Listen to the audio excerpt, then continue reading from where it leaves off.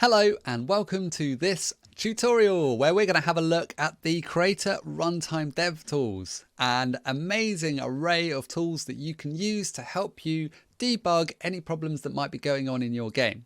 So if you've made a game and maybe it's not performing optimally, or there seems to be some kind of logical error in your Lua, or maybe you just want to know a little bit more about what's going on behind the scenes, the runtime dev tools are the opportunity for you to explore that stuff and essentially help you to debug what's going on. To open the runtime dev tools, you need to be in either the editor or in a preview mode of a game that you're working on. You can't open the runtime dev tools in a published game. To open them, press O on your keyboard, and this will work in advanced mode. It'll also work in basic mode. The first and default tab that will open up is the console. If you've made games before in any other platform, you've probably experienced the console, but just in case you haven't, the console is essentially a way of our script and our compiler talking to us and telling us about any errors or warnings that there might be in our scripts, and also it gives us the ability to send ourselves messages and sprinkle messages amongst our code. Let's have a look at an example. So this console script here, this is attached to this computer. And on the init function, let's say I wanted to know that the init function was working correctly and is being run. And the init function is usually called by Crayta on every script. And it's the first function that will fire before the game is even loaded. So every script gets this init function called. I want to check this init function is being called, so I might do something like print, open brackets, open quotes, init, or maybe hello, end quotes, end brackets, and save that. So now when I run the game, you can see that that function has been run because the console is printing out hello. And this is occurring on the server. So in the square brackets, you'll see the server or client, and that tells you where this line of code was executed. So this is being run on the server. It can be useful to include things like the name of the script that your print statement is running from, and possibly even the function. This can just help you know as you add more print statements and maybe you forget to delete them after you've finished using them. It just helps you to know which ones are where, essentially. So now we can see that I've updated that and it's now printing out that. Now, if I wanted to, I wouldn't necessarily have to run the whole game in order to print that out. I can just simulate it here. You see each time that I'm simulating it, it's running that init function. So that's one use of the console. Another use of the console is as a debugger. So let's say I forget to write this end keyword after my function. You can see that a red line's already come up and it's our code ID is telling us there's an error here. You probably don't want to save it. But let's say I just ignore that and save it anyway. When I save it, you can see that in the console, we've got 4 new errors just turn up. And this is really, really helpful because it's telling us where did the error occur on the server or the client, and it's telling us it was an error. You'll also see sometimes that warnings come up here, and they are also worth paying attention to because it's trying to tell you something's not quite right. You'll see that it's trying to give you clues. The console tries to give you clues as to why there was a problem. The console might not know exactly what the problem is, but it is very clever in that it's trying to determine what the problem might be, where it might be located, and what kind of function it was involved in. So we can see here, the problem is the console script, and the first error it's giving up that the console is giving us is this invalid result returned from script. And what that means is that the console script has got such a big error that it doesn't actually work. And so it's saying it's completely invalid, and if we were to run the game, it would be ignored. Nothing would work in this script. The second error here is giving us a little bit more information, so a few more clues. And by reading this, we can see that the error was spotted on line 19. So we can see the error was spotted here. And it's saying end was expected to close the function at line 10. So the function at line 10 is this one. And it's saying end was expected because we don't have an end to that function. The final bit says near EOF, and that just means near end of file. So that's where it was spotted, is near the end of this script. And so here we will just put the end back in and save it. Notice that it didn't get rid of the errors. They remained there. And that's because for it to clear those errors, the console wants you to do that manually, because you never know whether you might need that error for another thing that you're working on. Maybe you make a small tweak to your code, save it, and then go and address this error that's appearing here, or maybe there's multiple errors. So it won't clear automatically unless you run the game. That's because this clear on preview is checked. So if clear on preview is checked and I run the game, we can see that the console has cleared. It keeps the messages from that console when you close the game, but if you don't want them, you can press this clear button and that will remove all the messages that are currently on the console. If you've got lots of messages on the console, you may find that you want to reduce some of the noise that's coming out there. So for example, if I only want to look at messages from Lua, I can make sure that log Lua is checked and everything else is unchecked. Or if I'm focusing on my widgets, it might be worth checking log.js. Or if I'm looking at my XP events, uncheck those two and just have the XP events. Again, if there's still too much noise, you can use the filter to search amongst what's going on. Filter to search amongst those messages. And, you know, if you're looking for a specific error, maybe in console script, you could put that here and it would filter the results of, it would filter all of those messages according to anything that contains this word. So that's the console. It's an immensely useful and very, very powerful tool. Let's now look at the Performance tab in the Runtime DevTools. So the Performance tab tells us how our game is performing. And this is really focusing on optimization, trying to get your game running smoothly rather than jerky or having problems with very, very complex physical interactions. So the first sub-tab on the Performance tab is the summary, and that's giving us our frames per second counter. So how many frames are being drawn in this game per second. It's hovering around the 60 FPS mark, and that's ideal. That's really what we want. If I run the game, we can see that it's jumped around a bit here, and that's because that's when the game was loading. So when the game was loading, the frames per second dropped down because the CPU and the GPU were busy doing loading things. And yeah, so if your game takes a really long time to load, then you'll see bigger dips there. If you find that it's doing that size dip or massive dip during your game when it's running, you may need to look at something like, are you spawning lots and lots of objects? Are you repeatedly doing an operation millions of times? Something might be hanging up the FPS, so making it run slower. And to help us figure out what that might be, we have all of these other tabs here. So this is giving us a sort of an overview of how well our game is running, and then we can drill into that using these tabs. So the first one is our world here, and this is telling us how many entities are in our world, how complex is our world. The lower this percentage here, the less complex our game world is, and therefore it will probably perform better. The reason that I'm saying probably is because this really depends on all of the different aspects of your game. So it's difficult to say you have a hard limit of, I don't know, 1,000 entities, because it depends what those entities are doing. Are they physics enabled? Are they not? What your code is like, how optimal that is.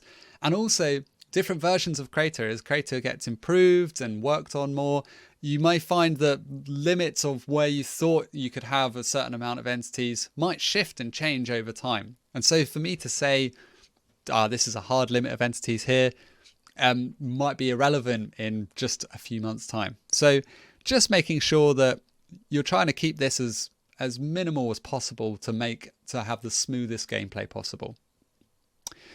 Within this world tab, we can also break down every entity we have in our world. So what type of entity they are, whether they're using templates. So we can see I've got one player template and one user template. I'm not using any other templates. And also what assets they are particularly. And this will include every type of asset. So light, sound, everything. So we can see it's got, voxel meshes and all sorts of things. And then how many of those things there are in our game world. So again, this is all about just trying to find clues. So if you're finding your game is running a little bit suboptimally, maybe your FPS counter is dropping really low, the first port of call is to look at how complex your world is. The next one is this voxel tab here, and that's telling us how complex is the collision in our game world. If you look at my game world, you can see it isn't very complex. We have mostly cubes, and in fact, all of this is made from cubes as well. So it's very, very straightforward kind of complexity. It's as close to 0, and that's why it's saying 0%. If you have lots of sort of terrain style voxel meshes with high detail, then you might find that this collision complexity creeps up. The next tab, the next two tabs are kind of come together really, the client CPU and server CPU.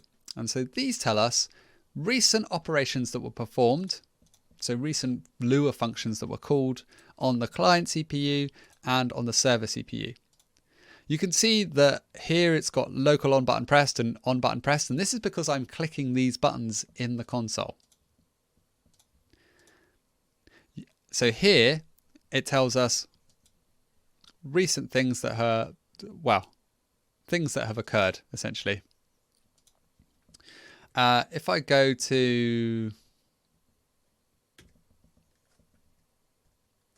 up to that computer over there, open up my runtime DevTools, press Alt.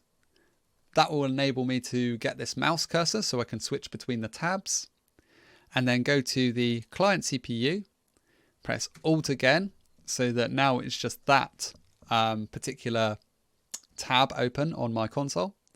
And now if I interact with the computer, it's calling an event. Is it calling it on the client? No, it's calling it on the server. So when I interact with the computer, you can see it's running this onInteract function on the activity progress script, which is a script that's attached to that computer. So it tells you how long it took to run that function, the onInteract function, and that's in microseconds. So that's a millionth of a second. We use microseconds a lot in computing because it's running in such a short amount of time that even nanoseconds become a bit meaningless. It'll be 0.00 whatever. So we use microseconds. The US actually stands for µs, the Greek letter mu, and that just means microseconds because ms is already taken by milliseconds. So microseconds, millionths of a second. And so it tells us how much it's taking at the moment. And then it also tells us how many microseconds it took recently. So here it's saying it took 670 microseconds recently. And that's sort of when it was doing the most computationally expensive bit of that function, it took that long.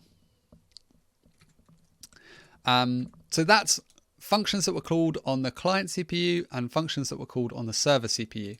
If you're not sure about the relationship between clients and servers, essentially your game is being run on servers and clients. Clients are your players' computers and servers exist somewhere else in the world. And all that's happening is because Crayta is multiplayer and every game and also the game editor is completely multiplayer, it means that we need servers to essentially sync everybody up and make sure that everyone is experiencing the game at the same sort of time, in the same sort of time and space.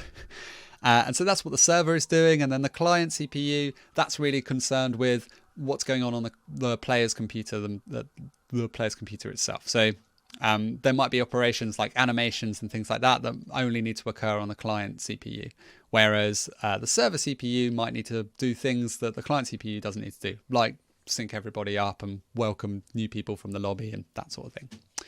So slightly different there, client and server CPU. And yeah, it's basically going to be outputting any functions that have been called recently on these two things. The server property change is a deprecated feature, so we don't need to use that anymore. So I'm not going to really explain that, and it will be removed from the console in a future version of Crayta. So if that's why you don't have that, then that's why. The GPU tab. The GPU is essentially a part of your computer that just draws this 3D world onto a 2D screen.